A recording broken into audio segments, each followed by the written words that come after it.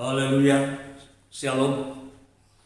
Puji Tuhan, saudara-saudara, berkat Tuhanlah yang membawa kita di penghujung tahun ini. Ya, puji Tuhan kita bisa melewati hari-hari kemarin, bulan-bulan kemarin, tahun-tahun kemarin, dan sekarang kita berada di ujung tahun ini. Nah, saudara-saudaraku, biar pada kesempatan pada hari ini saya ingin menyampaikan firman Allah dalam menghadapi apa yang terjadi untuk yang berada di depan kita. Ya, saya akan mengambil satu tema khotbah saya hari ini adalah tetap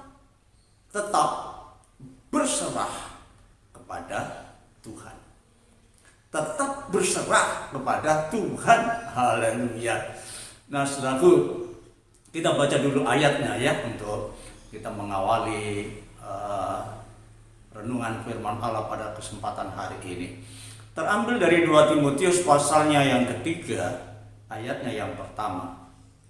Ketahuilah, kata firman Allah, ketahuilah bahwa pada hari-hari terakhir akan datang masa yang sukar.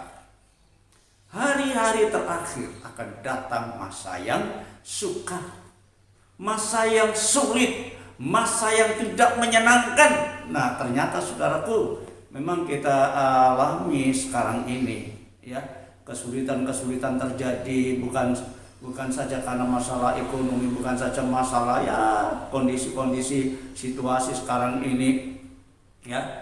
Tetapi satu masalah yang sangat menyusahkan dengan keberadaan daripada COVID ini, pandemi ini, saudaraku ya.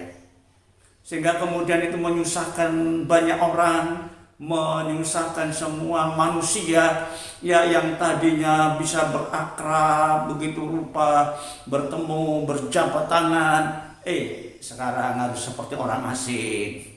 Hanya untuk begini ya, tiap kali masuk ruangan mesti cuci tangan ya, dan jaga jarak. Satu hal lagi, pakai masker. Udah penampilannya sudah nggak sempurna lagi karena pakai masker ya. Nah, itulah yang terjadi sekarang. Semua serba sulit ya. Belum berakhir masalah ini, disambung lagi dengan ya susulan dengan corona jenis baru ini ya, yang berasal dari Inggris, dikatakan demikian, menjalar ke berbagai negara lain termasuk Indonesia. Bayangkan saudaraku, awalnya di Kalimantan, tetapi sekarang sudah masuk di Jawa Timur, bahkan di Surabaya. Bayangkan, yang satu belum selesai, yang satu muncul. Inilah yang namanya masa-masa yang sukar. Dengan keberadaan pandemi yang baru ini, saudaraku, COVID jenis baru ini, akhirnya pemerintah mengeluarkan satu keputusan. Orang-orang dari luar negeri dilarang masuk ke Indonesia, kecuali pejabat pemerintahan yang tingkatnya jauh lebih tinggi ya, tingkat menteri dan lebih tinggi lagi ya.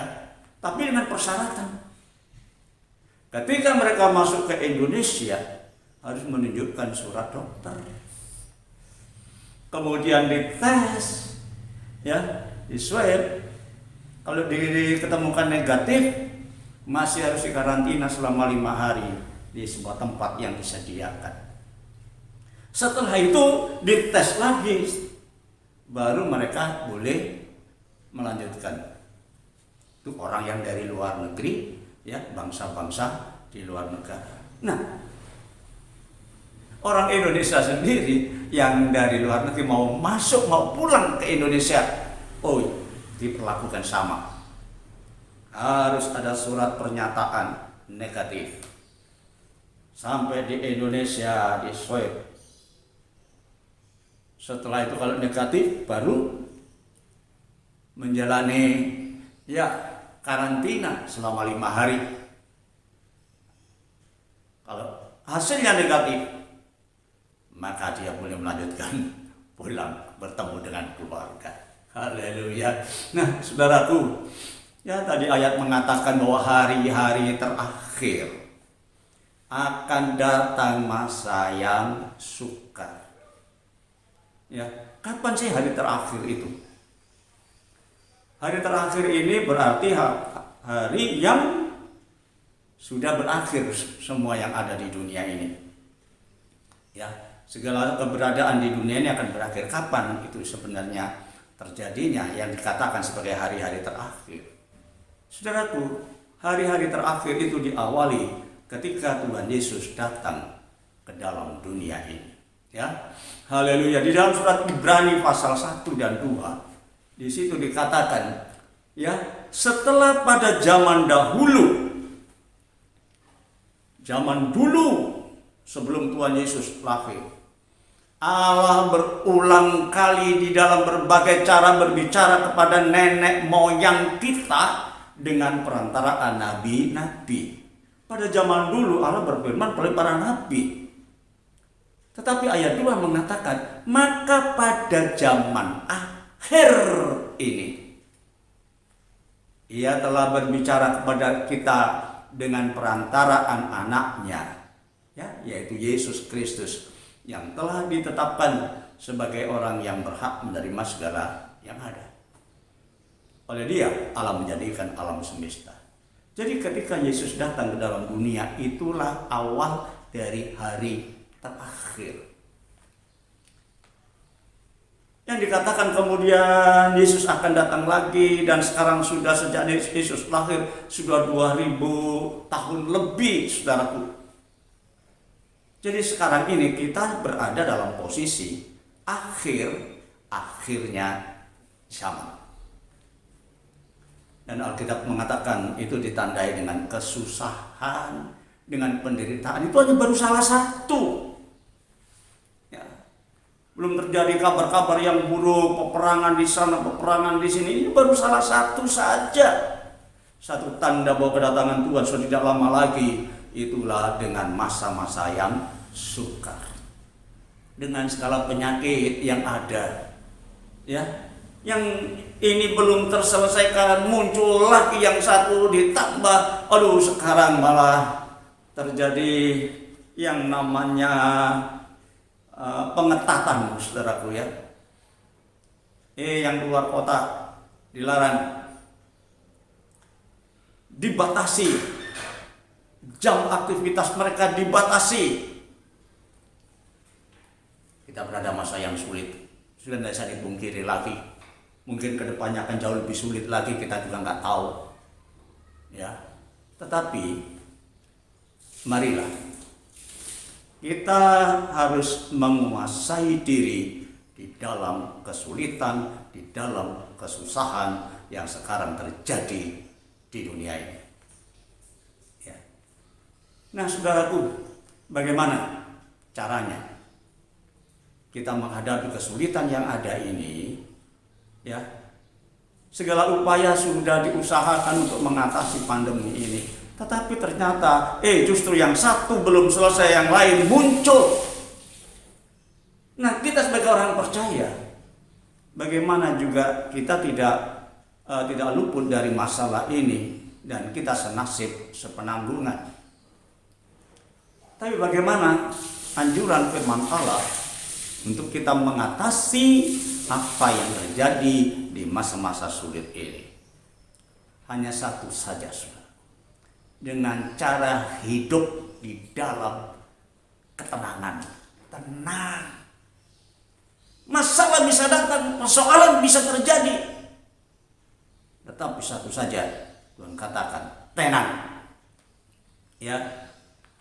Bagaimana di dalam kondisi semacam ini bisa tenang?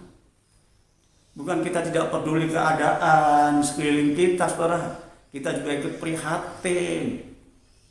Tetapi kembali lagi kepada anjuran firman Allah, hadapi segala sesuatu dengan tenang.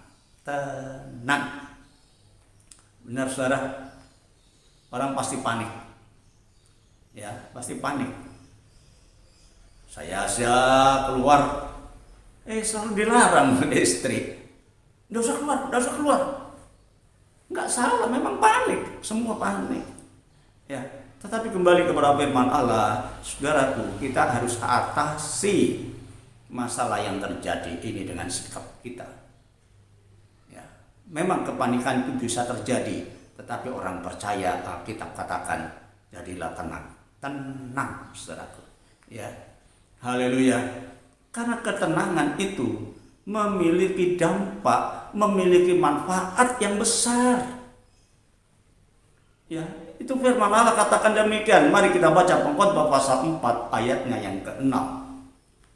Segenggam ketenangan lebih baik daripada 2 genggam dengan jerih payah, ya, dan usaha menjaring angin. Saudaraku, angin tidak bisa dijaring, ya, selalu lolos. Ya. Selalu lolos. Siapa yang bisa menjaring angin? Ya. Jadi kalau kita gunakan hal itu, kita akan menjadi sia-sia. Artinya di sini bahwa segenggam ketenangan, sedikit saja usaha kita untuk tenangkan diri itu lebih baik daripada keributan kita. Ya, cara kita mengatasi bagaimana. Sudah satu saja, tenang. Ya, tenang ini sekali lagi bukan berarti kita tidak peduli loh dengan segala kondisi yang ada, tapi kita melangkah cocok persis sesuai dengan firman Allah. Ya saudaraku, hidup di dalam ketenangan. Ya, segenggam saja ketenangan itu akan jauh lebih baik daripada kepanikan kita. Ya, haleluya. Nah saudaraku, kenapa?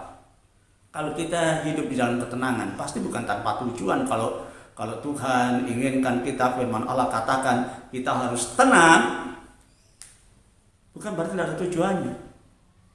Pertama, supaya kita dapat berdoa. Orang yang panik nggak bisa doa.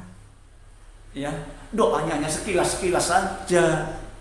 Tetap kalau tenang kita bisa berdoa.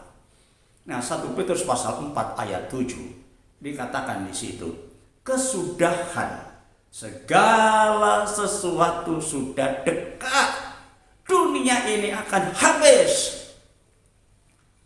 Ya. Dengan segala kesulitan, tanda kesulitan, kesukaran, kepanikan yang terjadi saat ini. Karena itu, kuasailah dirimu. Ini penting, saudara. Penguasaan diri ini penting. Ya. Banyak orang tidak bisa mengendalikan diri, tapi kuasailah dirimu, kata firman Allah, dan jadilah tenang. Inilah firman Allah anjurkan bahwa kesudahan segala sesuatu sudah dekat, tapi kuasailah dirimu dan jadilah tenang. Kenapa? Supaya kamu dapat berdoa. Menguasai diri dalam arti, saudaraku, apa yang terjadi, apapun yang terjadi, ya saudaraku, jangan kita menambah dosa. Banyak orang kadang-kadang menggunakan kesempatan untuk berbuat dosa. Tetapi marilah kita kuasai diri supaya dapat berdoa. Dalam doa justru kita menikmati kuasa yang besar dari Tuhan. Ya, karena doa itu mengandung manfaat sangat besar. Besar kuasanya. Dalam Yakobus pasal 5 ayat 16 dikatakan, karena itu hendaklah kamu saling mengaku dosamu. Saling mengaku dosamu. Jangan menambah-nambahi dosa, ya, supaya kamu sembuh. Dan doa orang yang benar itu bila dengan yakin didoakan, sangat besar kuasanya. Haleluya. Saudaraku, luar biasa. Ya, sekali lagi di dalam masa yang sukar sulit ini, jangan kita menambahi hidup ini dengan tindakan-tindakan dan perbuatan dosa. Ya, marilah kita hidup dalam ketenangan, menguasai diri, hidup tenang supaya kita dapat berdoa. Tapi bagaimana caranya kita bisa tenang? Ya, Tentu, saudaraku, untuk mencapai ketenangan, satu saja resepnya, hidup dekat dengan Allah. Karena Allah itulah sumber ketenangan. Di dalam Mazmur pasal 62 ayat 2 dikatakan di sana oleh Daud, oleh pemazmur ini, hanya dekat Allah saja aku tenang, aku lega, aku bahagia, aku marem. Hanya dekat Allah saja aku tenang, karena daripadanya lah keselamatanku. Hanya Tuhan penjamin hidup kita. Haleluya.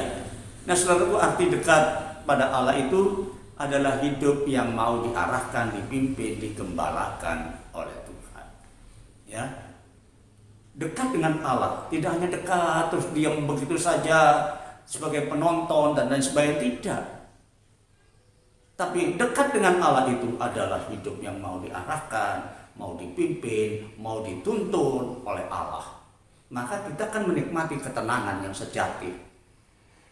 Ya, dalam Mazmur pasal 23 ayat 1 dan 2 di situ dikatakan, Mazmur Daud, Tuhan adalah gembalaku, aku tidak akan kekurangan. Oh, haleluya. Kalau kita dekat Allah dan kita mau digembalakan oleh Allah, tidak perlu khawatir tentang masalah hidup kita, kebutuhan hidup kita, ya artinya kesehatan kita dan lain sebagainya. Kalau kita hidup dekat dengan Allah dan kita mau digembalakan oleh Allah, maka kita akan tidak akan pernah kekurangan.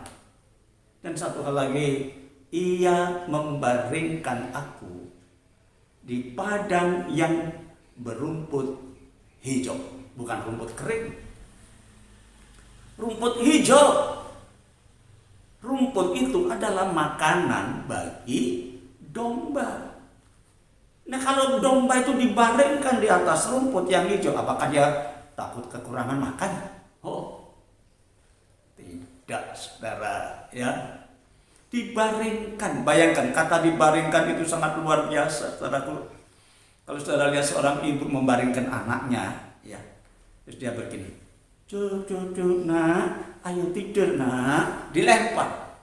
Enggak, saudara. Tapi cucu tidur ya nak, pelan-pelan ditaruh. Haleluya, haleluya. Saudaraku, dengan manisnya Tuhan akan menempatkan kita, membaringkan kita. Orang yang dibaringkan itu dalam situasi yang tenang dan benar. Ia membimbing aku ke air yang tenang. Membimbing aku ke air yang tenang, bukan air kocak, saudaraku. Ya, hidup dipimpin dalam ketenangan, tidak hidup di dalam kocak sedemikian rupa, goyang terus, bingung sana, bingung sini. Oh, tidak. Ia membimbing aku ke mata air yang tenang. Haleluya. Ia menyegarkan jiwaku, katanya. Haleluya. Nah, saudaraku, di dalam penggembalaan, ketika Daud berkata di dalam Mazmur itu bahwa Tuhan adalah gembalaku, ketika dibaringkan di padang rumput yang hijau, saudaraku, apakah kemudian domba itu takut tidak makan? Oh, dia akan kelaparan kalau tidak menghargai rumput yang hijau itu. Tetapi ketika rumput itu disediakan dan dia menikmatinya, benar-benar dia akan mengalami kebahagiaan dalam hidup. Di dalam penggembalaan kita harus hargai firman-Nya. Makanan yang disediakan oleh Allah itu adalah firman-Nya. Karena Tuhan Yesus pernah berkata di dalam kitab Matius pasal 4 bahwa manusia hidup bukan hanya oleh roti saja, tetapi oleh setiap perkataan yang keluar dari mulut Allah. Haleluya. Nah, saudaraku, perkataan yang keluar dari mulut Allah, firman itulah yang kita nikmati. Ya, Kita dibaringkan di padang rumput yang hijau, kita menikmati firman Allah. Saudaraku, dan tatkala kita menghadapi kesulitan, jangan kita kemudian panik, kemudian kita berbuat dosa, tetapi melalui firman Allah inilah hidup kita semakin dikuduskan. Karena Tuhan Yesus sendiri berkata dalam Yohanes pasal 17 ayat yang ke-17, kuduskanlah mereka di dalam kebenaran. Ya, dan firman-Mu itu adalah kebenaran. Haleluya. Nah, saudaraku, kita harus hargai firman Allah. Nah, dalam kitab Nabi Yesaya pasal 32 ayat 17, di situ dikatakan, di mana ada kebenaran, di situ akan tumbuh damai sejahtera. Di mana ada kebenaran? Saudaraku, kebenaran itu apa? Kebenaran itu adalah firman. Ya, Tuhan berkata dalam Yohanes pasal 17 ayat 17, bahwa kuduskanlah mereka di dalam kebenaran, dan firman-Mu adalah kebenaran. Di mana ada kebenaran, di mana ada firman Allah, di situ akan tumbuh damai sejahtera. Dan akibat dari firman, akibat dari kebenaran itu, saudaraku, dikatakan ialah ketenangan, tenang, dan ketentraman untuk selama-lamanya. Haleluya. Nah, saudara-saudara, inilah manfaat dari hidup tenang dan bagaimana caranya kita mendapatkan ketenangan. Ya, haleluya. Hanya firman Allah saja yang sanggup memberikan ketenangan bagi kita. Hanya firman, sekali lagi perkataan Tuhan. Di tengah-tengah situasi yang sulit, apapun yang terjadi dalam hidup kita ini, jangan lupa kita mendekat kepada Allah dan kemudian hargai firman-Nya, maka kebahagiaan akan menjadi bagian kita. Nah, dalam kitab Injil Markus pasal 5 ayat yang ke-22 sampai 23, di situ dikatakan, datanglah seorang kepala rumah ibadah bernama Yairus. Ketika ia melihat Yesus, maka ia tersungkur di depan kakinya. Saudaraku, seorang pemimpin rumah ibadah juga dapat masalah, dapat kasus. Di masa-masa yang sulit sekarang ini juga banyak hamba Tuhan yang, saudaraku, juga tidak akan pernah luput yang dari namanya masalah. Kita semua mengalami. Tetapi seorang kepala rumah ibadah, seorang pemimpin jemaat, dia harus bisa menjadi contoh. Ketika menghadapi kesulitan, dia datang kepada Yesus. Dia mendekat kepada Yesus. Haleluya. Hanya dekat Allah saja aku tenang. Haleluya. Ketika dia ketemu Yesus, dia tersungkur. Dia kuasai dirinya, dia bersungkur di kaki Tuhan, dan kemudian karena dia dapat menguasai dirinya, maka dia berdoa. Ayat 23 mengatakan, dan memohon dengan sangat kepadanya, anakku perempuan sedang sakit, Tuhan, hampir mati. Datanglah kiranya dan letakkanlah tanganmu atasnya, supaya ia selamat dan tetap hidup. Luar biasa keyakinannya kepada Tuhan. Dia yakin bahwa Tuhan Yesus sanggup melakukan sesuatu yang di luar jangkauan akal manusia ini. Datanglah ke rumahku, aku hampir mati. Saudara, dia dalam keadaan susah, dia juga menderita. Haleluya. Seorang kepala rumah ibadah menghadapi masalah. Tapi satu hal, dia datang kepada Yesus tatkala masalah itu terjadi. Masalah belum selesai, muncul masalah yang baru. Aduh. Pandemi COVID yang pertama belum selesai, COVID yang kedua muncul. Saudaraku, masalah yang pertama belum selesai, masalah generasi baru muncul. Ya, di dalam Markus pasal 5 ayat 35 dikatakan di sana, ketika Yesus masih berbicara, datanglah orang-orang dari keluarga Jairus ini, ya, kepala rumah ibadah itu, dan berkata, "Sudah, anakmu sudah mati. Apa perlunya lagi kau menyusah-nyusahkan guru?" Waduh, yang satu belum teratasi, berita yang baru muncul, anakmu mati. Bayangkan. Haleluya. Tapi saudara tahu, bahagianya orang yang berserah kepada Tuhan. Haleluya. Saudaraku, ayat selanjutnya di dalam ayat 36 mengatakan, tetapi Yesus tidak menghiraukan perkataan mereka dan berkata kepada kepala rumah ibadah itu, "Jangan takut, percaya saja, jangan takut, tenang, percaya saja. Kau hanya tinggal tenang dan berharap pertolongan Tuhan, selaku kita pasti mendapatkan pertolongan dan perlindungan dari Tuhan." Sekali lagi, masalah yang terjadi sekarang ini, haleluya, bukan berarti kita kemudian tidak prihatin. Kita tetap juga menikmati hal yang sama, tetapi langkah yang kita kerjakan, langkah yang kita buat sebagai orang percaya, kita tetap bersandar kepada firman Allah. Kuasai diri, jadilah tenang supaya kamu dapat berdoa. Karena segenggam ketenangan itu jauh lebih baik daripada 2 genggam yang seperti mencari angin. Ya, karena dalam doa kuasanya sangat besar. Tetapi bagaimana bisa menjadi tenang? Hanya dekat dengan Allah dan hidup digembalakan, menghargai firman Allah menjadi makanan hidup kita.